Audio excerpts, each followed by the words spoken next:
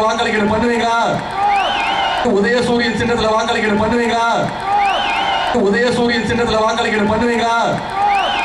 உதயசூரியன் சின்னத்துல வாக்களிக்கணும் பண்ணுவீங்களா? உதயநிதி அவர்களுக்கு என்னுடைய நன்றியை தெரிவித்துக் கொள்கிறேன்.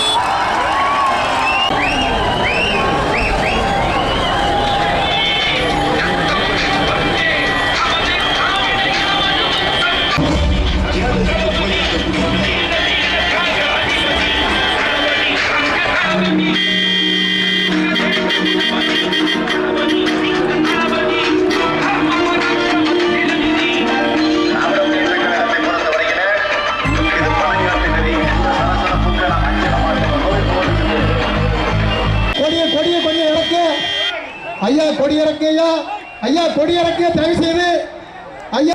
44 பேரு புல்வாமா பகுதியில் துணை ராணுவத்தினர் 44 சிஆர்பிஎஃப் வீரர்கள், மக்களுக்கும் நாட்டுக்கும் பாதுகாப்பு கொடுக்கக்கூடிய சிஆர்பிஎஃப் வீரர்கள் ஒரே இடத்துல கொலை செய்யப்பட்டாங்க. இதுதான் மோடியுடைய பாதுகாப்பு கொடுக்கிற லட்சணம். கருப்பு பணத்தை ஒழிச்சிருவேன், ஒழிச்சாரா? எதுவுமே பண்ணல.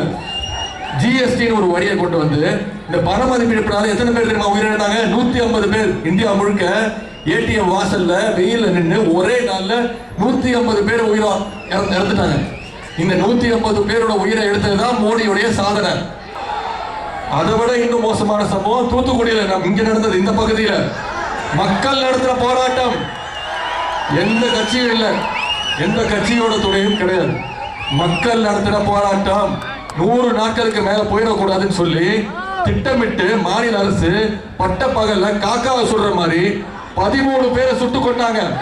இதுக்கெல்லாம் பதில் சொல்லணுமா வேணாமா? பழிக்கு பழி வாங்கணுமா வேணாமா? இப்படிப்பட்ட ஒரு ஆட்சி தேவையா? இப்படிப்பட்ட ஒரு பிரதமர் நமக்கு தேவையா?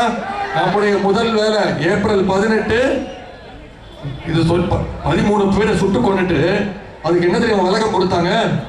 1000 பேரை கலைக்கிறதுக்கு 13 பேரை சுட்டுக் கொள்ளலாம், தப்பு இல்லைன்னாங்க.